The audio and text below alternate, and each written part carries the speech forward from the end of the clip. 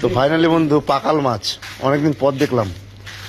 যেহেতু আগে মামাবাড়ি যেতাম গ্রাম সাইডে, বিল থেকে নৌকায় করে শাপলা তোলার ফাঁকে ফাঁকে যে ঘুনি এবং জাল পাঠাতো, সেখানে কিন্তু প্রচুর পরিমাণে পুঁটি মাছ, পাকাল মাছ পেতাম। তো অনেকদিন পরে কিন্তু আবার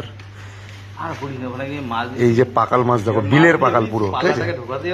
সাইজ খুব একটা ভালো না, ছোট সাইজ, কিন্তু বিলের পাকাল কত সুন্দর লাগছে বন্ধুরা। আবার এই কিনলো,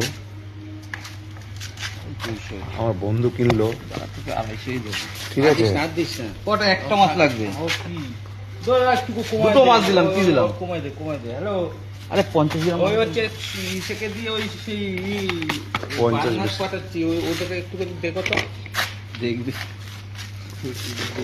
তাহলে কত করে? 250 গ্রাম কত নিলে? 100 250 গ্রাম 100 মানে 400 টাকা করে। একটু কেটে নিও, কারণ ওই কাজে। এটা কোন বিলের মাছ এটা জানা আছে?